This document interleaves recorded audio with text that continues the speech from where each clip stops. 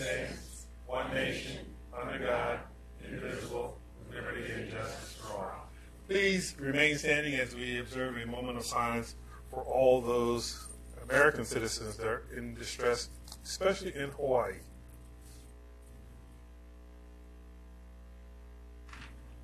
Thank you. Okay.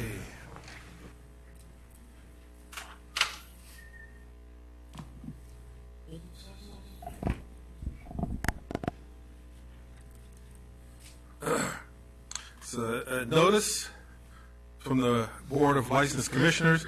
The application has been made by Susan M. Hall, member of 13910 Swantown Creek Road in Galena, Kimberly Rahai, 32146 Sherwood Road in Galena, representing Kitty Knight, LLC, for a Class B beer, wine, and liquor license, special Sunday privileges, caterers privileges, on and off sales on the premises known as Kitty Knight at 14028 Augustine Herman Highway in Georgetown, Maryland, which shall authorize the holder thereof to keep for sale and to sell beer, wine, and liquor at retail at the place therein described for consumption on premise or elsewhere.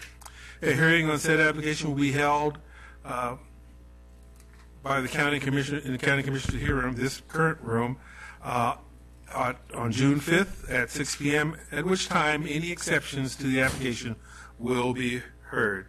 Signed, Sandra Blackstone, clerk. We have a notice from the Planning Commission. It's a proposed amendment to the 2014 Millington Comprehensive Plan. At its May 3rd of this year meeting of the Kent County Planning Commission, reviewed the proposed amendments to the Millington Comprehensive Plan. As outlined in 2014, the town proposes to formalize significant changes to the following actions of their comprehensive plan to accommodate an expanded annexation proposal. The proposal amendment includes a text, tables, and maps relative to an expanded proposed annexation area. The Planning Commission discussed and agreed to offer the following comments for their consideration to the town of Millington. Expand regulatory flexibility for the creation of and location of employment centers and industrial uses, as well as a growth element for the particular towns. And also the water resources element analysis to be included, as well as the transportation analysis. And this will coincide with the newly adopted change to the county's comprehensive plan. Full text of this letter is available in the Commissioner's office for anyone's perusal. We have two sets of minutes, regular minutes and liquor minutes as of May 8th. So moved. Party moving second to adopt the aforementioned minutes as submitted. All those in favor say aye. Motion is carried unanimously. We have two raffle permits, first of which is the bridges at Worthmore, which is on Still Pond Road. This is for a raffle only in Still Pond Road in Morton. The fundraising date is July 14th, with the raffle at July 14th, beginning at noon and extending until 5 p.m. In addition, the bridges at Worthmore apply for a raffle-only permit, and this will be at Crow Vineyard and Winery in Kennedyville on August 11th between 6 and 9 p.m. What is your pleasure? So moved. Second. Party moved and second. The aforementioned application be approved as submitted. All those in favor say aye. Aye. Motion is carried unanimously. We have a plethora of Okay, a whole bunch of special Class C license application. The first is beer, wine, and liquor. The Millington Volunteer Fire Company. This is a cornhole league and will be held on May 17th. In addition, at the Millington Volunteer Fire Company, for beer, wine, and liquor to be held a cornhole league again at the firehouse on May 24th.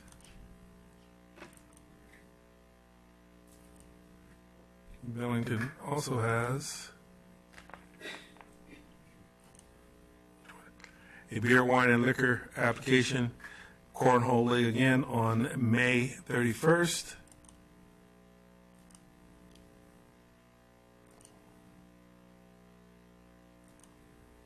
For Millington Volunteer Fire Company, another cornhole league for beer, wine, and liquor on June 7th.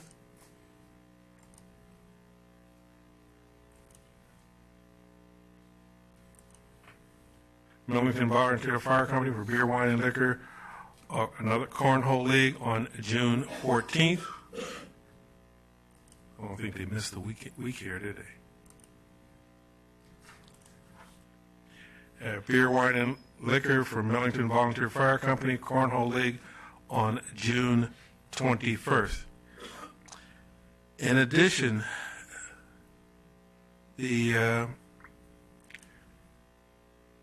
Bridges at Worthmore Community Day on Sopon Road in Wharton on May 27th for beer and wine only. And they have one for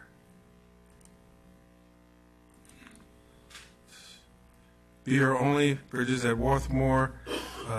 It's a cornhole tournament and fundraiser in Still Pond Road in Wharton on July 14th. The aforementioned applications are liquor applications requiring a public hearing. This is that public hearing. Anyone have any comments for or against the aforementioned applications? Hearing none. Second. Properly moved and second. The aforementioned application be approved as submitted. All those in favor say aye. Motion is carried unanimously.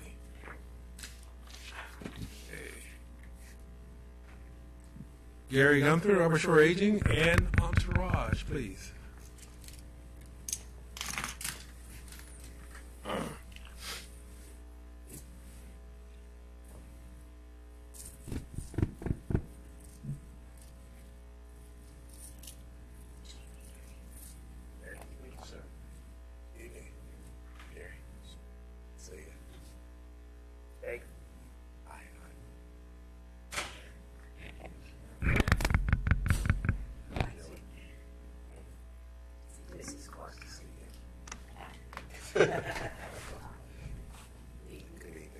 Well, let's start with this first while you're here. This is a Kent County proclamation. This is Older Americans Month of 2018. I get a chance to read this because I'm the oldest one here. Whereas the Kent County community includes many older Americans who enrich and strengthen our community. And whereas Kent County is committed to engaging and supporting older adults, their families, and caregivers. And whereas Kent County acknowledges the importance of taking part in activities that promote physical, mental, and emotional well-being no matter your age. And whereas Kent County can enrich the lives of individuals of every age by promoting home and community-based services to support independent living, involving older adults in community planning, events, and other activities, and providing opportunities for older adults to work, volunteer, learn, lead, and mentor. Now, therefore, we, the County Commissioners of Kent County, Maryland, do hereby proclaim May 2018 to be Older Americans Month. We encourage the citizens of Kent County to take time during this month to recognize older adults and the people who serve them as vital parts of our community. Signed, the County Commissioners of Kent County.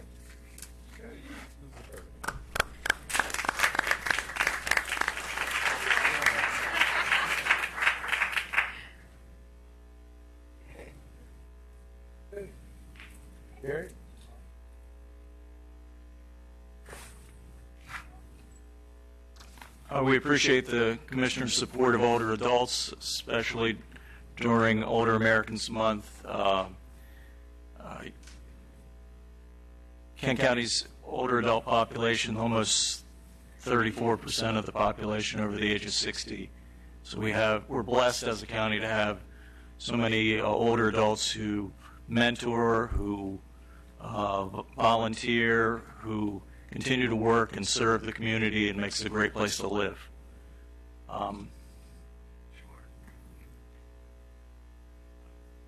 Do you want me to make the request for the Senior Center Operating Fund as well, Matt? Okay. Do it now. Yes. The Maryland Department of Aging makes state dollars available for Senior Center operations throughout the state. This year, we're asking the state for funds to assist us with our healthy living classes. That includes Zumba Gold, some of our yoga classes, some of our sitter-size classes, which are for more frail older adults. We're also looking to expand to a morning stretch for men, which we hope will attract more older adult men to the center. We're looking at some additional nutrition classes, like a cooking for two type of class, and any kind of activity that would promote greater socialization, greater physical exercise among older people here in Kent County. I was talking to one of the participants at the center just last week, and she was saying that her husband had died about 6 or 7 years ago, and that after that she began regularly attending the center, participating in the activities, and especially in the fitness classes, and that gave her something to look forward to each day, coming out, again, instilling those new social relationships with folks at the center. But we see that many times, that people are less isolated, and that's certainly a great thing for older adults. I would ask for the Commissioner's approval to submit the Senior Center operating request for FY19. So moved. Second.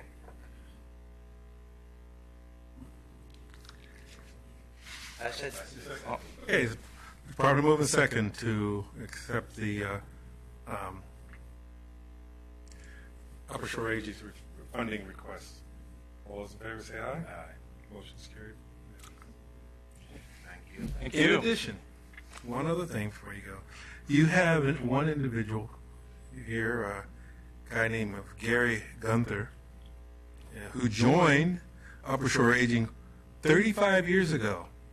Yes. 35 years ago. Wow. Long time. And I hired him. Yes. We all make mistakes. Now, during his tenure, he's worked in most of the aspects of the organization, everything from Meals on Wheels and congregate dining, and incorporating over the years such additional services as Access Point, senior health insurance, long-term care, and now executive director. Again, this year, Older Americans Month has its theme, Engage at Every Age.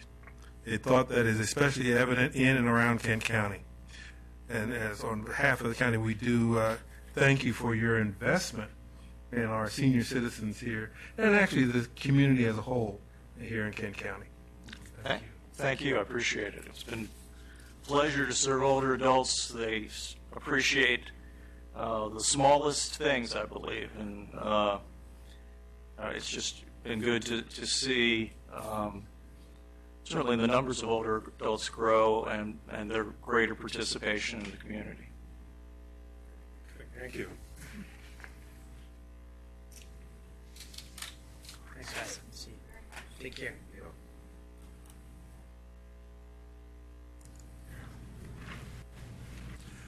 Okay, Sabine Harvey, our Horticultural Program Assistant, Master Gardener, University of Maryland Extension.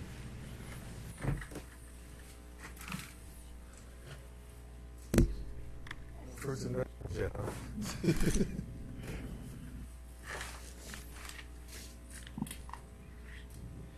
I know it said Master Gardener, so I'll just put this on for now, right? Yeah, right. So this is to avoid confusion, because as the Master Gardener and Horticultural Program Assistant, I come here often to report on things, right? And often I report on all the wonderful stuff that I do at that contingency that's sitting over there. But today, actually, changing hats. So it's tea party time. So I am not here in the capacity of a paid employee. I'm here in the capacity of a highly underpaid, non-paid volunteer for the Chestertown Tea Party Festival. And obviously you're wondering, what the heck am I doing here, right? Because it takes place in Chestertown. Well, wouldn't you know it that you guys own a little piece of Chestertown, namely around the courthouse. And since we are short on volunteers, always, apart from being the president of this organization and organizing the beer and the wine tasting and the food vendors and God knows whatever, I got the pleasure and the privilege this year of also being in charge of organizing everything that happens in the Colonial Village, which happens to be located around the courthouse. So I thought I'd come and give you a little update and ask for your approval to use the lawn around the courthouse. So, because this year, there's actually going to be a lot more stuff going on there. One of our volunteers, Judy Center, started this a few years ago, and this year we will, I know, hopefully everybody knows that the Clydesdales are coming, and they'll be part. You need them to graze on the courthouse lawn, right? Yeah, no, they're not going to be grazing on the courthouse lawn. I just wanted to see his reaction. So, but the cavalry will be here with horses. So they will come with 2 horses. And obviously I've done my research very carefully. And so I know there is a spot there right next to the parking lot where there is no lawn. And so I will kindly ask the horses whether they will be, stay off the grass and be over there. So we won't make a mess. Hopefully they won't make a mess in Wilmer Park either. It's AKA Horse Whisperer as well. Okay. So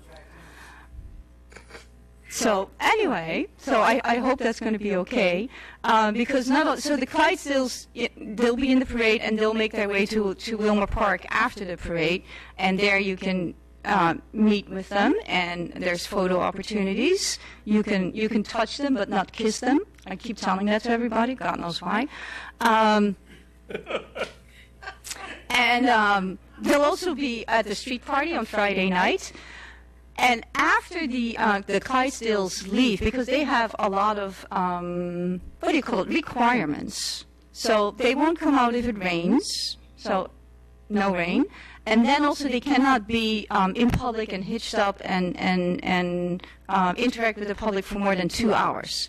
So that's their limit. So after they leave Wilmer Park, the unit of the Light Dragoons will make its way to Wilmer Park, and there they will do a lancing and sabering demonstration with cabbages, I'm told.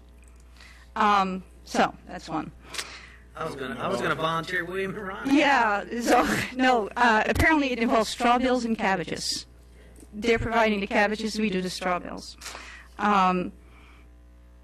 In addition, we have our regular regiments there. The 1st Delaware Regiment, the Maryland Loyalists, and obviously they'll be part of the reenactment and make their way down the street and fire at each other. But new this year in the Colonial Village will also be a blacksmith, showing what blacksmiths did those days. Very important, especially for horses.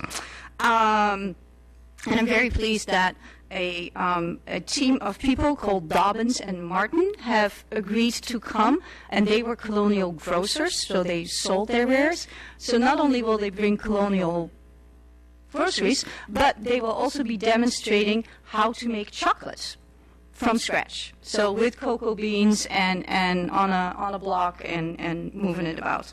The Boy Scouts will be there showing how to tie knots, very important skill in colonial times and should still be a very important skill, especially in Kent County. And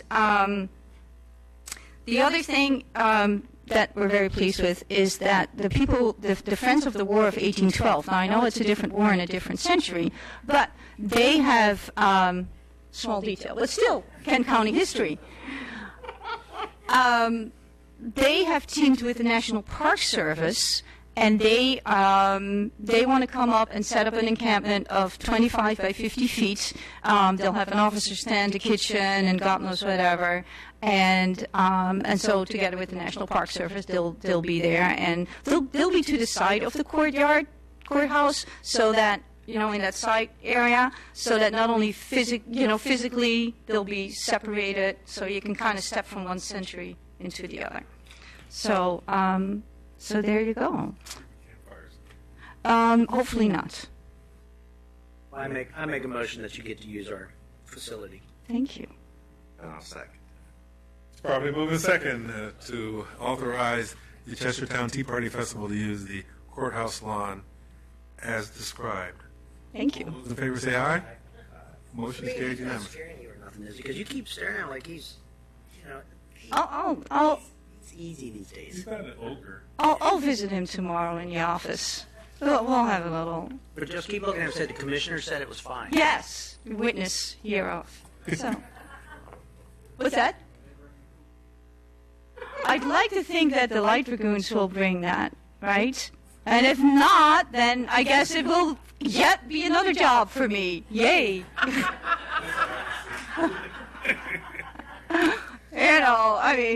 It's. You can recycle it in your garden. Absolutely, it will go straight. It will go straight on the compost pile, not in the school garden. That's forbidden. No manures in school gardens. So only compost. I know that very well. So there you go. Any questions from anyone? Goody. Thank you. All right, thank you. Have a great evening.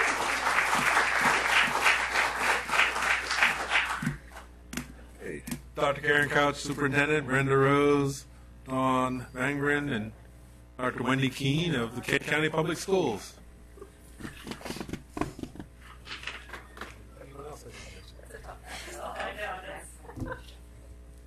You don't have a hat with you. I know. Good, how are you? Hi, good evening. Hi, thank you. How are you? Right, that'd be good.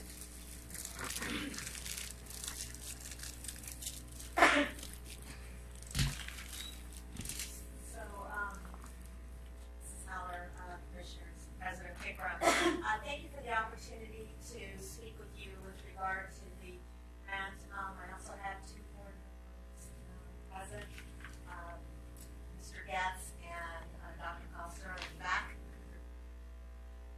I think they're the only two.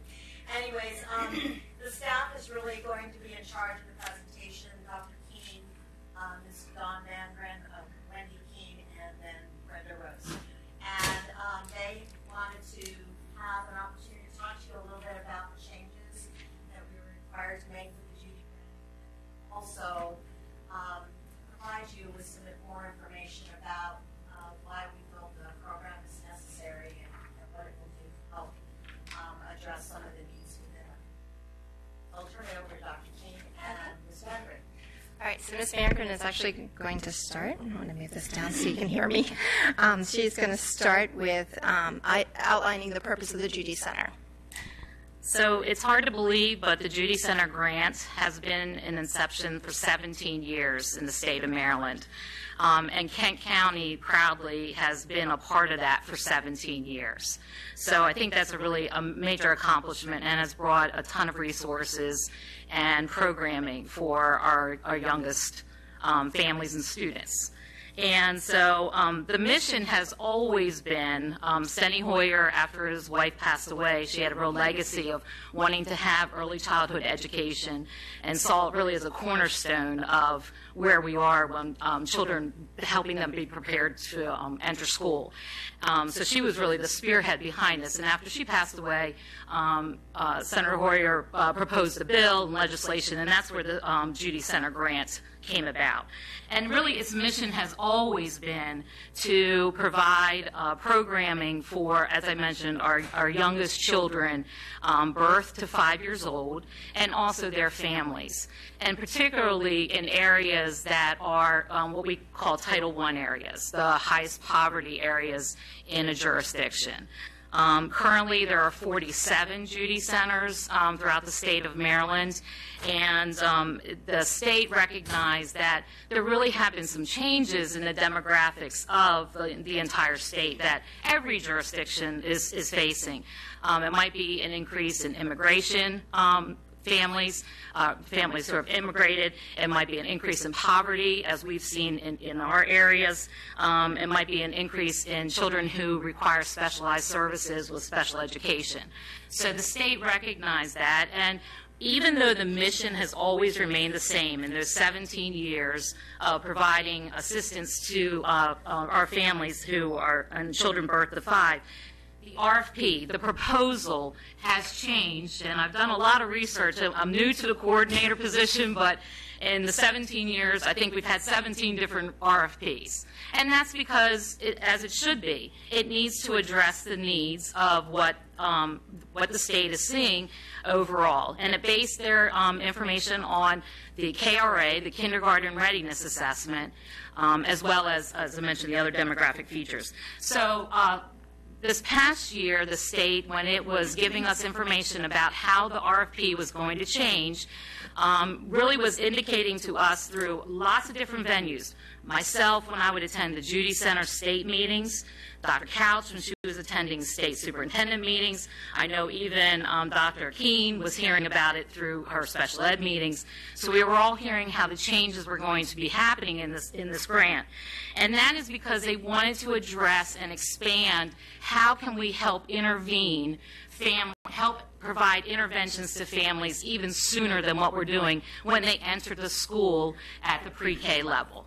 And so in the past, I'll just share that the grant has always again had that philosophy, but the grant was always a continuation grant. In fact, the RFP cover said continuation grants. This year it said competitive grants. So that was one major change. In the past, the grants were a 3-year funding cycle. This year, it's a 1-year funding cycle. So that's a major change.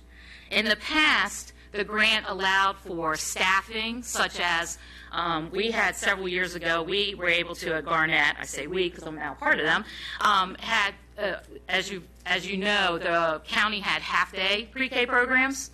Garnett was the first school, because of the Judy Center, that could have a full-day pre-K program. The state changed that in the RFP 2 years ago. You could no longer pay for teachers or assistants out of the grant. So they changed that rule. Another piece was that they had programming, what you had to offer or provide. Before, you could provide that maybe through a contracted service or through outside agencies. The state changed how you could then fund that this year. So there were lots of factors that went into this in addition to the need of our families. And I just want to say that, I mean, we have a really strong partnership. It has started, I keep looking at Mrs. Rose because she was really one of the first people who brought the Judy Center grant. She was one of the first coordinators when it was brought to the public school system. And so we really have built a strong partnership with that, and I really hope we can continue that because I think it's important. We're all trying to serve our families. The Judy Center grant difference is instead of serving countywide, we serve our children who we consider in the catchment area or attendance area of just Garnett Elementary School. Those are the only families we're allowed to touch under our program. We are not allowed to serve anyone in Rock Hall or Millington, or even if you're just right over the line between Chestertown and the other schools. We have to serve that, and that's how we recorded our numbers. And so with some of those changes, that's where we decided to say, how could we really make our grant competitive, adhere to the guidelines that were in the RFP, and continue to serve our families, birth to 5. And one area that we saw that we were having a need was with our younger family, our younger children, especially those, and that's why Dr. Keene and I are sort of tag teaming, our families and children who have some real specialized needs. And so it's with that that we propose that in our grant program. So hopefully by June 30th, we'll know if we've received the funding. But the changes were as a result of, as I said, the MSDE, when they released their request for proposal, they stipulated very stringent guidelines that needed to be followed, in addition to looking at our data and also our needs that we wanted to address. And again, that's kind of where we are with the grant itself. And I'd be happy to answer any questions too. And I know Dr. Key wanted to just share some things about the special ed piece, because I think that's really important for us to provide those early interventions and early skills, not only for children in an educational setting, but also for our families. So while all of our agencies in Kent County are doing a great job identifying most of the children, there are some children that are being missed when they're enrolling in kindergarten, because kindergarten is a mandatory age of attendance. So this year, according to our KRA data, there were 20 students who had informal care prior to enrolling in kindergarten. So out of those 121 students, 92% of them did attend pre-K. So we asked ourselves, where were these children? And we did a lot of digging, like, where were they? You know, we're getting referrals from other agencies, which is awesome, that at 4 and 5, they're coming to us and saying, this child may need special ed services, this child may need early intervention, this child may need additional supports to address those social emotional issues they are experiencing, such as trauma, or maybe it's an abnormal behavior that they're experiencing, or even a developmental delay. So we looked at that and we said, you know, with our universal pre-K kindergarten program, we should be catching most of our children. But there are still some children we are not catching.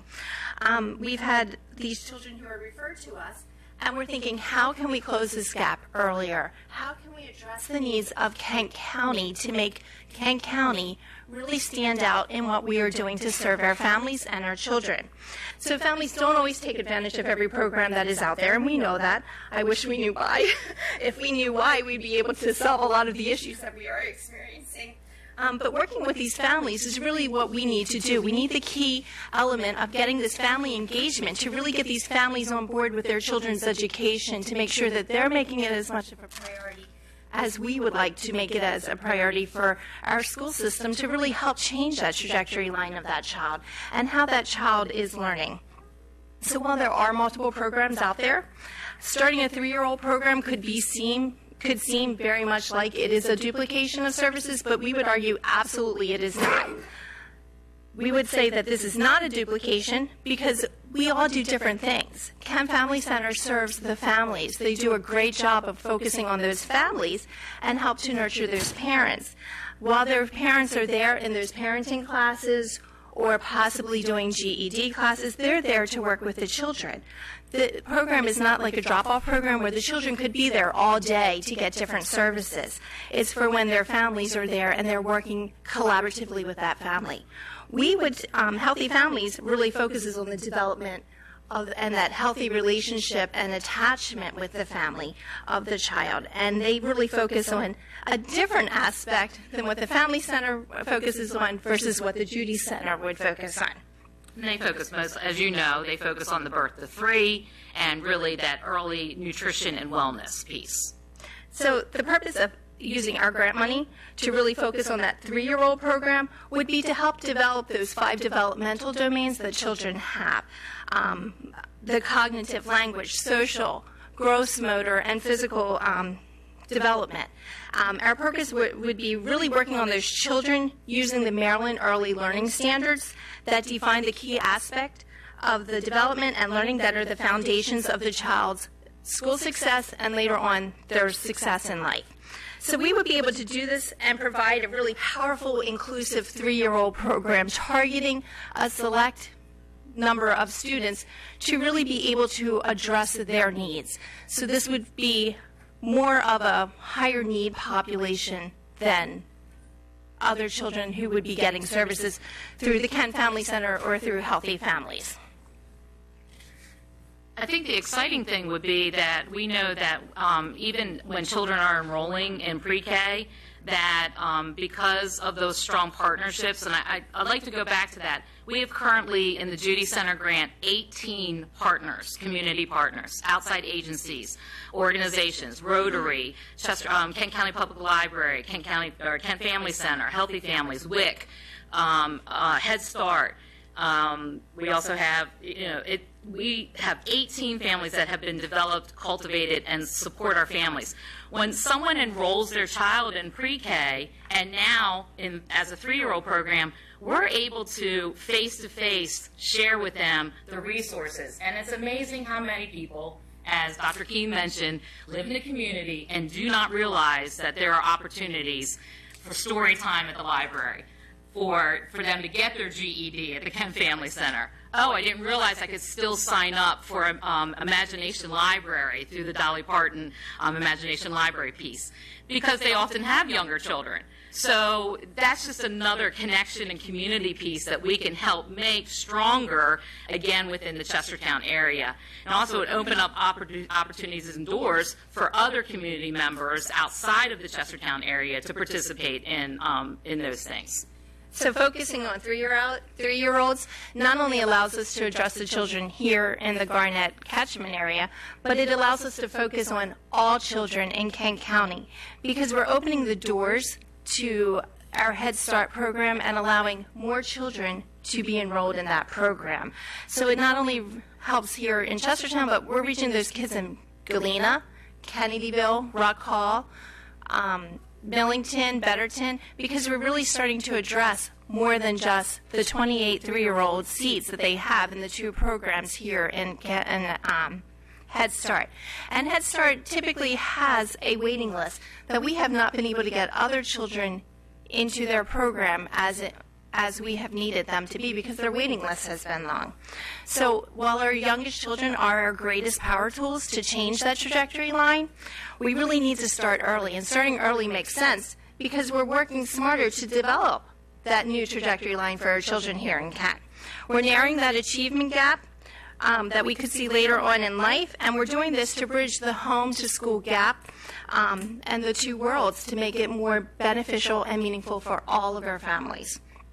So we look at this through teaming with our agencies. We're looking to do this through teaming with the families here in Kent County and looking at the whole child's development. So while the system change, this seems like a system change for Kent, it's not necessarily a negative change. We feel that this is a positive change, and we need to continue to move forward to address all of the needs of the children in Kent County. So the infrastructure shift may be due to part of the demand from the RFP, but we're making this as a proactive approach to addressing all of our needs of our children here in Kent County. You said there are how many? 47? 47 Judy Centers statewide. Okay.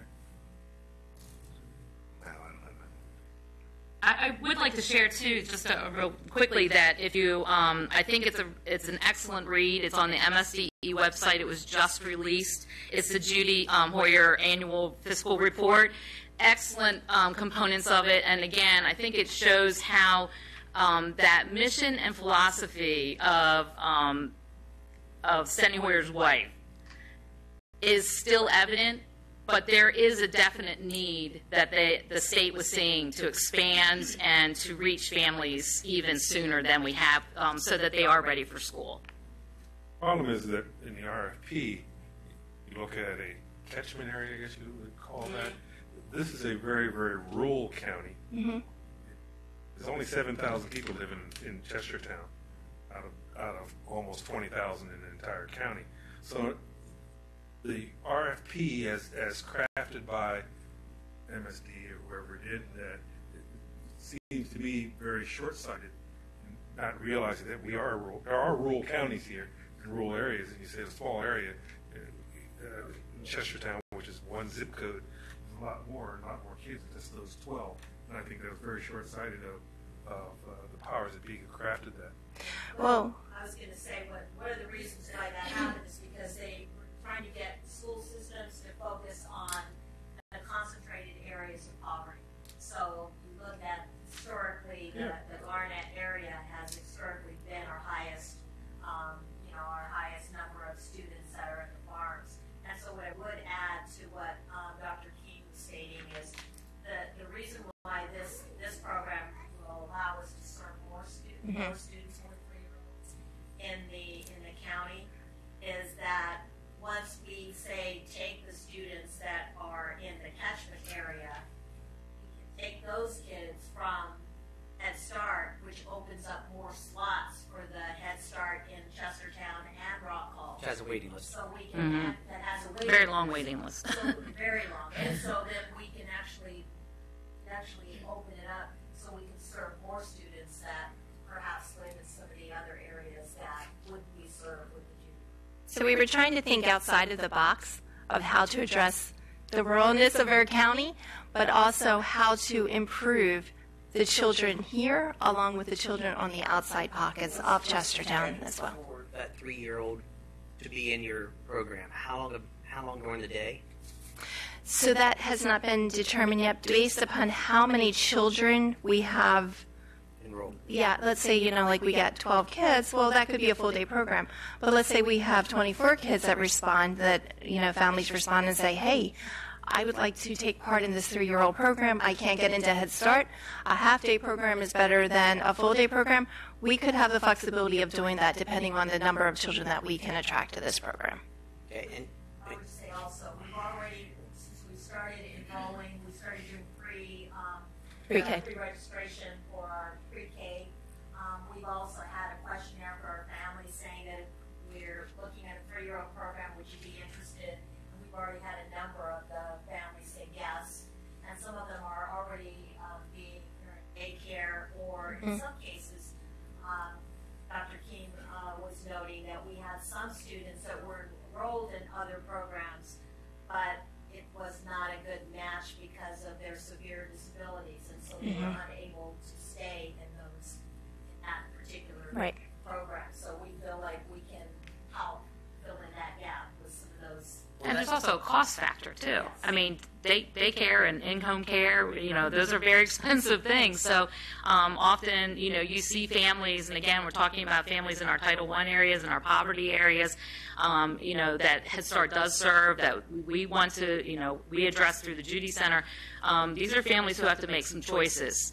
Can I afford to go back to work? Can I afford to go to daycare? But we want to provide an educational setting of either a half day or a full day, because we feel like that would help to address those things. And our goal, I think our goal is we would love to have a full day program, because we think that would be ideal, and very much parallel to Head Start, a 5-day, full day program. I got one question, and I'm going to ask Lisa to come up for 1 second, if you don't mind. You made one comment about the use of the funds that serve Kent Family Center and the way that's structured, as far as you take care of this, or you help with these children when the parents are there. Yes. Is there any other time when you take those 3-year-olds in that you're going to provide the service of academic or assistance in education to move them forward as special needs kids and so forth? Our program is educationally based. It is a school readiness program. At this point, we don't have children in the center when parents are not there. That's something that we had talked about with Gina, maybe exploring when we were discussing an option that could work for both of us. At this point, no, though. Parents are always there with their children. So the service would be either a full half day or hopefully a full whole day for those kids, and Right. Right. Right. And the parents can actually still do. Right. The parents, we encourage. Yes, that. absolutely. I mean, that's like the pie in the sky model. You want that because, again, you're trying to connect families with resources that they may not be aware of, or maybe they are feeling intimidated to do something, or maybe they just can't because they are balancing. I mean, I think we really have to address the factor that they're balancing work and daycare, and they're making some real sacrifices here. And when you put another layer of a child with a special need, and we are seeing that, our numbers of children with special needs of 3-year-olds this year has doubled. And it's not just identified children, it's children who are experiencing trauma, children with mental health issues. The opioid situation is really impacting our population. So the infants and toddlers program that we work with here in Kent County has grown from 4 children in the last 4 years when I took the program to we have 38 children. That shows what a need we have here in Kent County as it's growing. I know I'm preaching to the choir. Forgive my voice. I have really bad voice. What do you anticipate? What do you think it's going to look like to put those kids in a structured classroom setting 5 days a week for a full day when they have issues already? So we hope that we can work on all of their social emotional development. We would like to work on those, help narrow that gap. It's easier to narrow that gap if we get them early versus waiting until they're 3rd, 4th grade when we identify, wow, that child has a learning disability. We can get them earlier and start narrowing that gap and closing that gap. And we can also get the families to the Family Resource Center. You know, sometimes we have to refer families to DSS. Sometimes we refer them to other agencies for this, for nurturing programs or other types of programs. But our real focus is really on the child and helping develop that child into a lifelong learner. But you only have them for less than, and most of their time is spent with the parents. Mm-hmm. It's very important for that to be a collaborative effort. Yes, absolutely. You're absolutely right with that.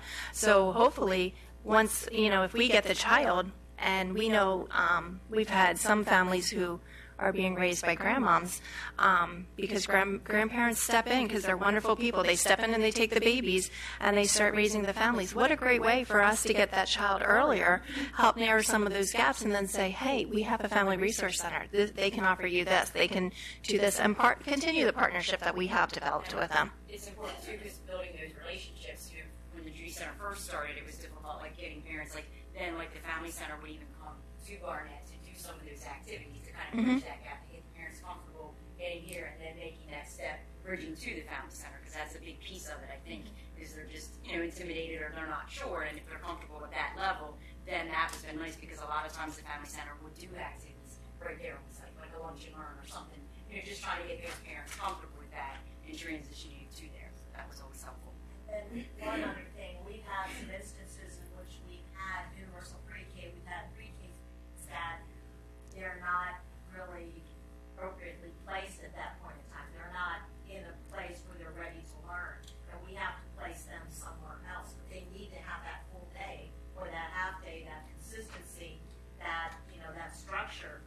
But there is no other program to put them in. So this would give us an opportunity to kind of get them acclimated and then transition them back into pre-K. Since this is since they changed the way the RFP is done, what is going to be the challenge to get that grant, since they're going to cut back from 47 to 40 next year? How difficult is it going to be? Have you done any type of evaluation to say Kent County will still most likely qualify because of our poverty rate, because of our farm? So we were told, do something different. Yeah. I think if we tried to do the exact same thing that we're doing It was gone. It's gone. I'd like to tell you, They would have, Because it shifted from the state person at MSDE, Amy Beal, has told us since January, which I've shared at our partnership meetings, that the grant better look different than what it's looked like before. Because, again, I mean, the biggest thing is when you look at the cover of the grant. And, again, I've looked at 17 years of these covers, and it has that lovely word of continuation on the cover of the RFP. And when you flip it inside and you say, oh, it says, the following grant is a continuation of the Judy Center partnership grants that have previously been done, everybody kind of went, okay, we can do this. We can continue to do the good work that's been done. And I do want to just take a step back to say, I think it says something, though, for Kent County to have this grant for 17 years. I think that says something for the hard work and efforts that have gone before that. But it also says you can't keep doing the same thing over and over again and expect the state to give you a check. And so they were very clear about it looking different. And I think, again, they weren't just saying look different just because they want to look different. They're looking at the data in the state. The state has a much more greater poverty areas than it's had in the past. There are greater mental health needs of children and families than it's had in the past. There is an influx of immigrant families in certain areas of Maryland than it's had in the past. And they have to recognize those and say, how can we help and how can we change this? Because we do see the potential of this grant program. But I would just add one thing, that if you go back and you look at the original goals of the Judy grant, it's to help students prior to entering school. And if you look at our model of what we're using in Kent County, we have universal pre-K. So that is now our standard. It's not kindergarten, it's not half-day pre-K, it's full-day pre-K. So one of the things that MSDE said is, You're already doing this. You're doing what you're already doing. You're already providing a pre-K program for all students. What are you going to do different to help the students that are living in poverty that may not be serviced in a half-day or full-day academic program? And so that's where. And I feel like I didn't fully answer your question, Lisa. So part of it also is that we would offer structured playtime with these children because we know that children with developmental delays, research shows the biggest impact to their development and to their progression is providing them an inclusive opportunity with typical developing peers. So while they may all be our needier 3-year-olds population, we're going to have students with disabilities and students without identified disabilities in this population. And having them play together, having them look at books together, having them work together, having them work on that pre-literacy strategy that we have to work on, those strands for numeracy, is really going to be so much more beneficial when they're sitting there with a typically developing peer. And it could really help us with having our children become more inclusive and more understanding of each other and the different needs of everybody. But you've already measured all the programs that measure your outcomes because you're required to. How is this going to be any different? We're going to be able to address it sooner.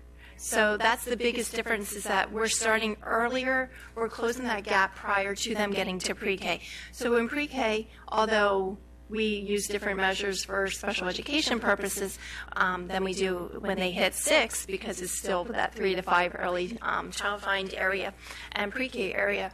When we start to look at it, we have to compare them to their typically developing peers. Well, if they've never been around typically developing peers, we can't identify them as special needs to give them that extra layer of support that they need, or to even give them that service that they need.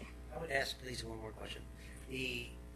How long are parents at your facility to be for the educator, I'm assuming, that you have on staff to help and assist with these children? It varies. We have some families that are there for a few weeks. We have some families that have been there for a year and a half. But I mean per day. Oh, per day. They're there usually from 9 to 2:30. So 4 days. So you have the same children all day, every day? Same children all day and just about every day, yeah. Now, some might be Tuesday, Thursday, some might be Monday, Wednesday, but we're looking at a wider population, too. We have birth for 30. Right. I think what you're talking about is more like the Head Start model that's currently going on. Well, no, I was talking about specifically asking about parents and how much time these parents are spending in the facility for these kids to get the attention that they're saying is going to be given half a day to a day. Every day, 5 days a week. So that's I'm determining in my mind what's the better bang for the buck. And for those kids, look, I had a special needs child. He came a long ways, but I personally would have loved to have that extra support that we didn't get till he was about 8. Right. And that's typically when most children. Then it was just windy. That was the one who helped get him to. Right. That today was just 4. But Lisa, just to go back to your numbers for a second, I mean, the numbers you gave me, again, I think it's important to share that at least what you gave us for the grant that we submitted was that you are serving the majority of the families were the birth to under 3. Because the other numbers that you gave, I'm just flipping through, it was like 55 total families, at least in the catchment area, and of those, 5 were 3-year-olds. So, I mean, I think your focus, I think it's important to just share that that's great that you're getting them even before that. Right. Whereas, I mean, Well, I think a concern too is. To have 5 in there that. How many 3-year-olds are there? But. So there's, currently there's 134 students enrolled in pre-K. So, and it's typically around that same number every year. So countywide, we have around 134 3-year-olds. So, That's a good point. Yeah. And well, just so far, just with the pre-K pre-registration, we had, I think there were at least 8 or 9 parents that said they would be interested in the 3-year-old. Yeah, we surveyed at Garnett, and it was about 9, and of the 9. And that's just for those that came to the school On the registration day that didn't mind filling out yet one more piece of paper. And it was interesting, of those 9, I think 6 already have kids in. Right, and they also even said half day, full day. They just wanted that type of programming. Are most other counties adding a 3-year-old program as well? we are one of the few counties that do not have a 3-year-old programs. Most of them do. In fact, we've lost some children from our programs to go to other counties where their parents work as teachers through that reciprocal agreement with that county to go to their 3-year-old program. That's an important aspect. We are one of the few counties that doesn't have that. Mm-hmm. They structure it different ways. Some of them you might hear be called early Head Start. Some they call it more traditional. It's 2-year-olds. Program funded by the Judy Center, right? So Early Head Start focuses a lot more. Oh, the funding, yes. Funding, yes. Okay. Thank you for the opportunity to share. We really appreciate it. Thank you very much.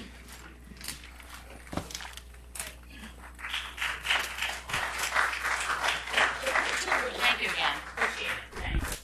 Thank you. Thank you. Stop by anyone. Good to see you again. Thanks. See.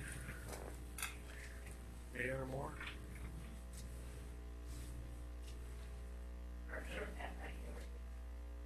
I don't see her. Reverend Mayor Moore?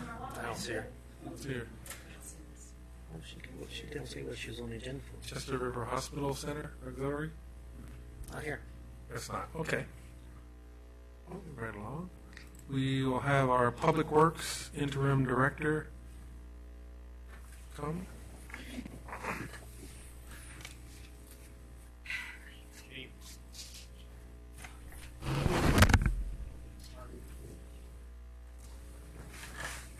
I'll be quick.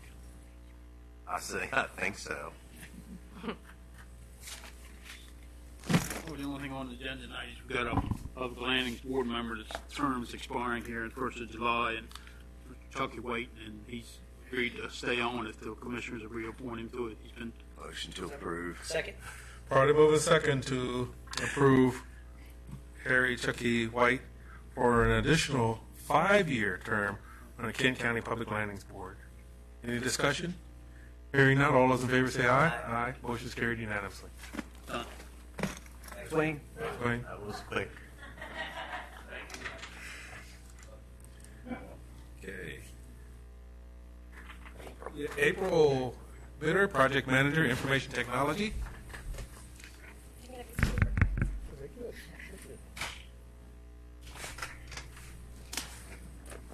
All right, I'm here to give an update on the fiber project. Segment 19, which is the segment out Quaker Neck to Pomona. The fiber is in the ground, and the only thing left to do on that segment is to splice it into the network. So splice it into the network. So segment 12, I'm sorry, that was segment 12. Segment 19 is our segment off of Cross Street. Crews are working today between Cannon and High Street, and we're looking to complete that segment by early next week. We had 2 more anchor sites come on this week, which was the library and Gratitude Water Tower. And then today we were working on a proof of concept to improve connectivity in downtown Chestertown. And if it proves to work, we're looking at possibly looking to improve connectivity in other municipalities using the fiber backbone. So that's all I have. Do you have any questions? You have a splicing ceremony, whatever it is. Yes, 24th. Yes. Some people make it count. What time is that? 11 o'clock. Yes. So we do have a final splice event scheduled for May 24th on the Washington College campus at 11 a.m. for all those who would like to attend. Thank you. Thank you. Okay.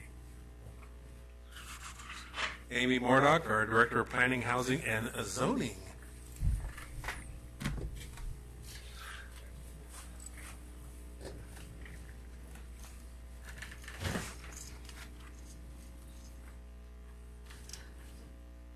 I have a few items before you this evening, and one of them is the establishment of an agricultural preservation district on the Weast Farm, which is located off of Cypress Road.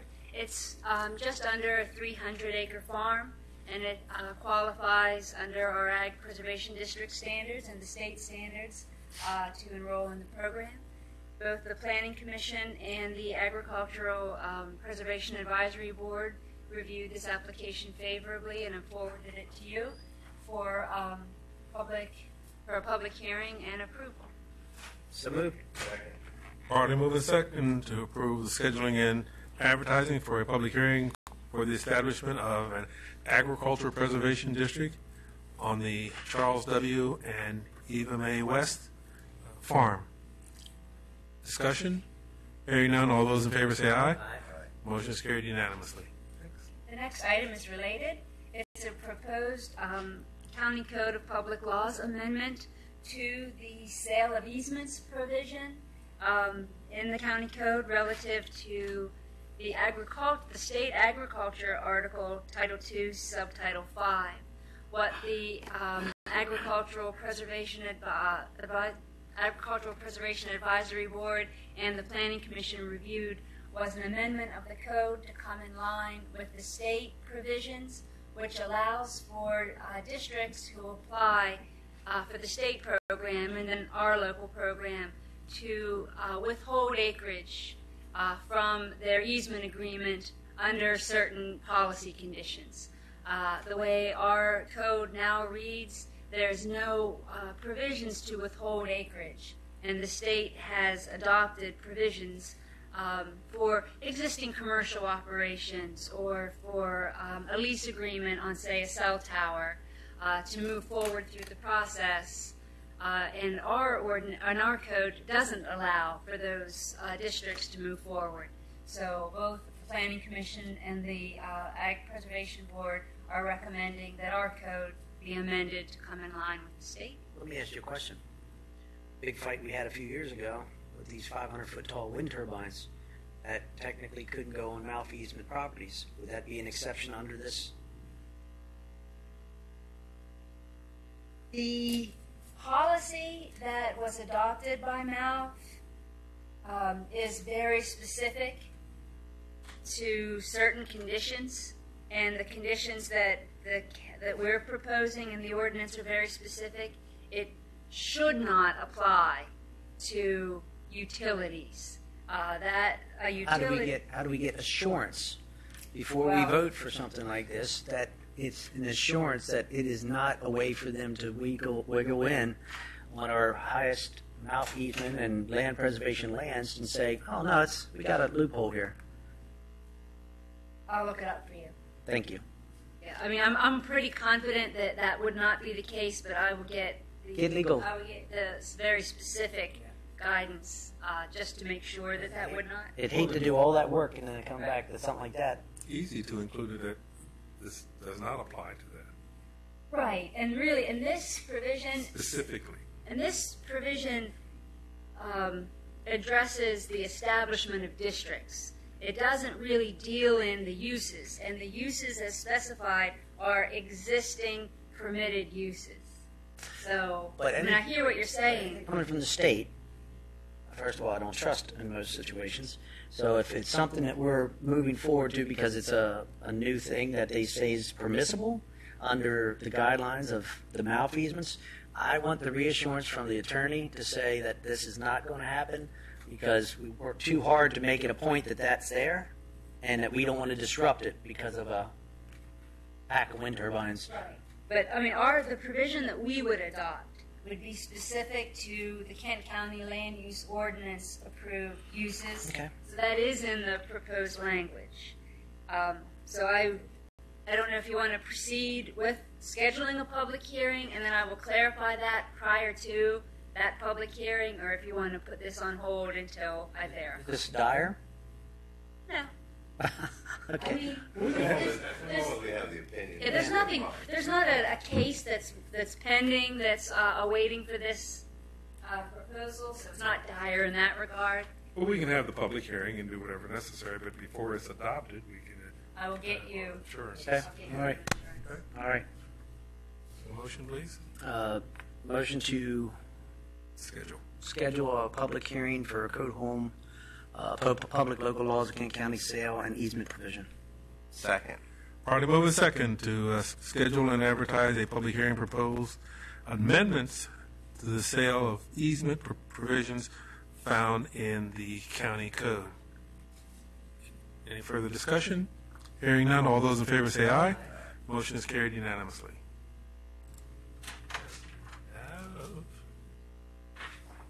One more item is for the town of Betterton, which has been working diligently for about 10 years on their Greener Wheeler Avenue project for a wide range, probably more than 10 years, a wide range of water quality improvement measures, stormwater improvement measures on Wheeler Avenue and on adjacent lands. That also includes the county parking lot. This grant application is to install a stormwater treatment facility, to redirect sewer lines to a fully functioning line, install a new water line, remove impervious surface, and install permeable pavers. So the town is looking for a letter of support from the county, 2 letters of support from the county for this grant application. Motion to approve. Second. Probably move in second to approve this letter for support to Maryland Department of Housing and Community Development for the Green Wheeler Avenue project. Any discussion? Hearing none, all those in favor say aye. Motion is carried unanimously. I will bring up what our conversation was today in the office. If you could put together a synopsis on, so we all understand, because this was brought to my attention, this is in regards to a landowner being able to subdivide a farm and sell 100 acres with chicken houses on it. The way our provisions was written back in 2003, it's not permittable. As much language you put together for us as possible to see if it's worth looking at, because as a whole in Kent County, any future growth as far as the chicken industry or anything else could be an issue because of this 2003 regulation that we have. If there's a way for us to amend or fix the situation, at least for the colleagues to get more up to date on what I've been brought abreast to. So that's what I'm asking for, and I think it's kind of at least a partial consensus, I guess, of what we're all going to be, at least want to hear. Certainly. Thank you. Thank you. Thank you. Marty Hale, our Director of Human Resources. Marty Hale.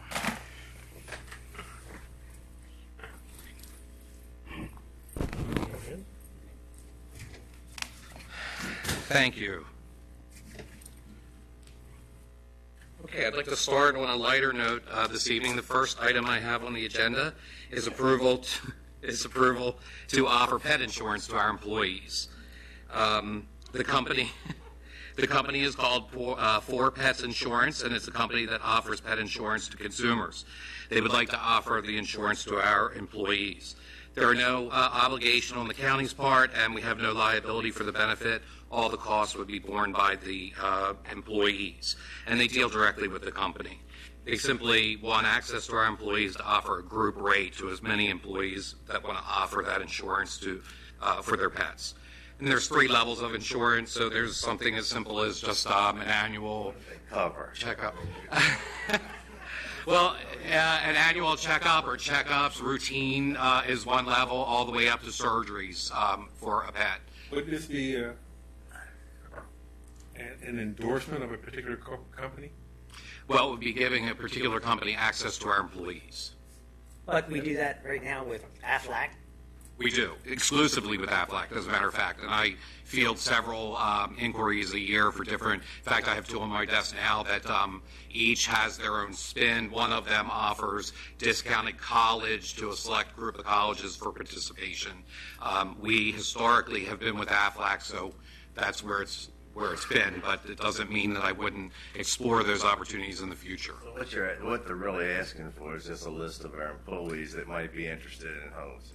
Yes. I don't have a problem with it, but I would like to know how many people they enroll. I'm just Sure, curious. sure. Well, I'll give you, for instance, I have a friend of mine whose cat had an issue, and $2,400 later, the cat is, well. And when I happened to mention that I was pitching this, and they said, well, I wish I would have had something, because really, like all insurance, it spreads the cost out over a larger period and a larger group of participants pitching in. So, Dr. Couch, you should take this back to your HR department as well. Look, you got people saying it. Look, teachers, they're all saying yes. He needs. Yeah, just forward all that information. I have no problem with Ronnie's vote to say, or motion. I could for someone else to do the first step. We're doing it. We're doing it here and now. I really find it difficult to support that. I don't mind them querying our employees, but not giving them a list of our employees. Well, not necessarily a list. I mean, we would put together a meeting, and anybody who wanted to attend would, if they had interest. Basically tell the employees there's a I'd put it out. lady here that wants to sell pet insurance. Anybody wants to attend. Yes, that's one possibility. The other is to simply put the flyer as a stuffer in the paychecks and allow them to contact the company. First I wanted approval, and then I'll look into the particulars of it. But and even if one of them wants it, I mean, they're willing to give this discounted rate. So I would go out on a limb and say we'd have about 15 to 20. Okay, well. I think so. It's becoming more and more popular. You'd be surprised. Yes. The next company wants to do the same thing. Well, I guess we would look into that, and if they were offering better rates, then there's a possibility. I mean, let them. Well, is that your philosophy on even the Aflac products? Because I have 2 other people up on my desk right now that would love to give them information about the products they offer. One that offers discounted college if they enter the. We're on this one first. You made a motion, right? And I seconded it. It's probably moving second. Let's see what's the motion. To approve making the 4 Paws pet insurance product available to county employees as requested. No further discussion. All those in favor say aye. Is that 3? No, it's 2-1.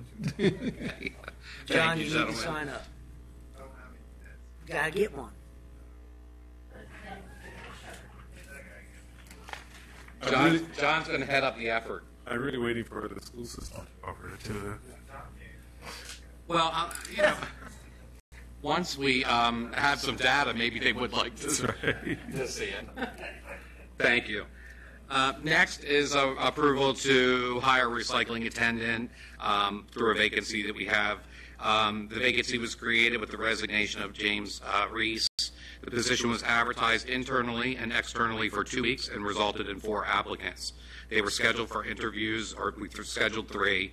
Of those 3, 1 did not show, so we interviewed 2 applicants, and we're making the recommendation to hire the one listed at the rate listed, with the alternate to be the second interviewee as well.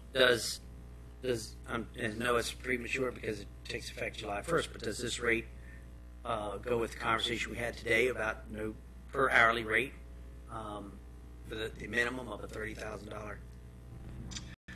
Well, I guess we would assess the hourly rate based upon that. I mean, I'm assuming that changes on July 1st, so we could make any adjustment that needs to be made at that point in time. Also might want to evaluate seasonal hires when we're talking about this, all the summer employment, et cetera, because I don't think we've meant it to be Well, I meant it to be for full-time employees. Okay, this is not full-time. This is a part-time employee. But generally, the rate that we offer is the full-time rate broken down into hourly. Well, we don't do that with a Parks and Rec worker. Parks and Rec has their own scale, and they have, I think there's like a 4-step swing in there. So if a returning person, like a lifeguard, for instance, the next year they would return at the next step up. But generally, we increase those rates based upon any market adjustment only. And this is a part-time employee. Right. Okay. Second. Party moving second to hire the recommended applicant for the vacant part-time recycling attendant position in the Public Works Department, Environmental Operations Division, as requested, pending successful completion of county pre-employment requirements. No further discussion. All those in favor say aye. Aye. Motion is carried unanimously. Thank you. And let me check my pages. Last up, the Parks and Rec Department is in the full swing of hiring for seasonal positions. The last couple of weeks has really focused on the lifeguards due to the training and everything to get them on board. Tonight's request includes 2 additional lifeguards, but changes the focus to the summer day camp programs. So tonight's request is authorization to hire 20 applicants for the camp counselor positions and summer camp program positions, as well as 2 additional lifeguards. Second. Party moving second to approve the recommended 20 applicants for the summer day camp programs, as well as 2 lifeguards for the pools, as requested, pending completion of county pre-employment requirements. Hearing no further discussion, all those in favor say aye. Aye. Motion is carried unanimously. That's it. Thank you very much. Yes, ma'am. And I only have one item for you tonight. Due to inclement weather, the Rockwall Volunteer Fire Company would like to move their Class C license, which had been approved, from May 6th to May 20th.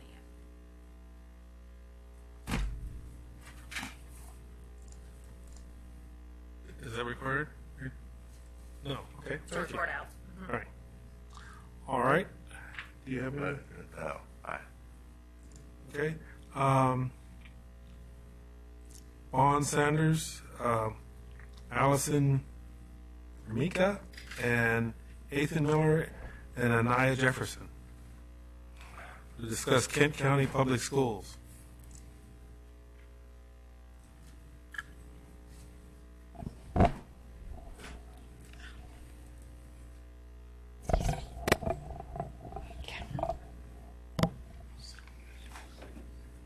Hi, my name is Anaya Jefferson. I am a senior at Kent County High School, and I will be attending Washington College this fall, majoring in international studies.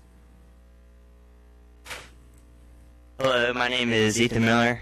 I'm a senior at Kent County High School, and I plan to attend University of Delaware to study agronomy. Hello, my name is Barnes Saunders. I'm also a senior at Kent County High School, and after graduation I plan on attending the University of Maryland, College Park, and majoring in biology. Hello, I'm Allison Ramika. I'm a senior at Kent County High School. After high school, I'll be attending Loyola University of Maryland to study communications. I'd like to say good evening to all you guys before we start. We're here today to discuss something that's really been bothering a bunch of us at the high school that we thought was important. And as we all know, perception becomes a reality despite facts or truth. And as seniors at Kent County High School, we're disappointed and a little bit angry when we hear the following things from adults in our community.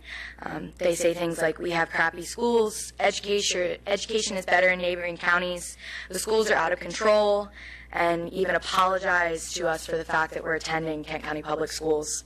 And we're the ones walking in the halls every day and participating in the classes and sports and clubs in our school system, and we really want to note the fact that we do not feel that way about our schools. And even though there is a small percentage of students that act this way, it's completely understandable, and it would be hard to name another public school that doesn't have the same small percentage within them. But we do not want to allow this to define us. But we don't understand why the adults in positions of authority within our community, the ones that are supposed to support us, are the ones that are tearing us down and slandering our school system. The comments made about our school system have been recorded in meetings here and will live forever on the internet. And our issue is that these comments can only be interpreted in negative ways. And we're wondering why you and others in the community aren't trying to lift us up and praise our schools for accomplishments earned. The class of 2018, our class, was ranked number 2nd in the state for our English Park tests when we were in 10th grade. Our school was ranked number 1 last year and number 2 this year in the state for our dual completers. This means that our senior graduates graduate with not only a career technology pathway like FM broadcasting, which I and Barnes Saunders are a part of, but we also meet the requirements to apply to all 4-year colleges in the state of Maryland. We were also named as one of the top high schools in Maryland by U.S. News, number 49 out of over 300 high schools. And we're wondering why these aren't being discussed more often within the community. Instead, we're seeing things posted on social media about how it must be a mistake. And we also are concerned and questioning whether anyone realizes how hurtful this is to the students that work so hard to gain these achievements. We're all truly concerned about inviting families into our community to live, work, and raise a family, but we're wondering how you can expect them to want to move here when they hear the negativity from realtors and public officials about our school system. And how can you expect the school system to recruit quality teachers and administrators? How can you expect the negative comments don't eventually become a self-fulfilling prophecy? The schools are a major factor in people moving to a community. And please do not make us feel ashamed to go to the schools that we attend. Instead, we believe that it should be modeled and taught to us what it is to be supportive and focused on the positive in life and not always be so negative. All of us are headed to college next year, prepared to take on a new challenge. And if you want people, young people like myself and my friends, to come back to Kent County, you should praise our school system that has prepared us to move on to the next level of education or to work. You should encourage economic growth so that we have careers to come back to. We're your constituents too, and we are paying attention.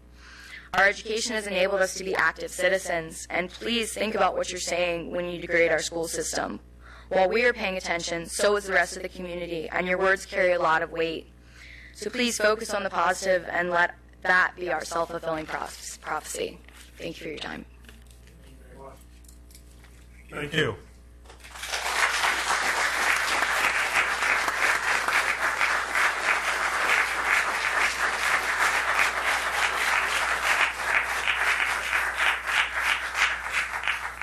I may speak for my colleagues in this board, have always been supportive of our school system, and we've remarked to the superintendent and the school board that we must toot our own horn more often. It's very, very important. That said, it is our function to ensure that although we may be critical and ask some critical questions, it does not mean a lack of support for the school system. And I hope that, unfortunately, may be interpreted that way, but that's also our job, too. We do have the best staff, both teachers, faculty, support staff, and everything, in the state of Maryland. As far as I'm concerned, the Delmarva Peninsula. That includes those 19 school districts in Delaware. But it's very, very important that that we, as you mentioned, our realtors and our other professional organizations in this county also realize that we do have a top-notch school system with top-notch teachers and obviously some very top-notch students too. it's very, very important that we do this as a community, not as individuals. We may be critical of one another. It's like being a family. You may fight in the family, but that's within the family, not outside the family. We are very proud of what our students and everyone else is involved with Kent County Public School System. And I just say that you young students are correct. There are some very hurtful things on social media. I, for one, hear about it. I don't read it, and I've never posted on social media. So some of the things you're reading, you're right. They are very hurtful, but they're not coming from us. They're not coming from me. I can speak to that. And I don't use social media. So. And you outstanding job, guys. Yes. Thank you, all of you. Okay. Any questions from news media or anything at all? None? Okay, that's it. Motion to adjourn. Second. We are adjourned.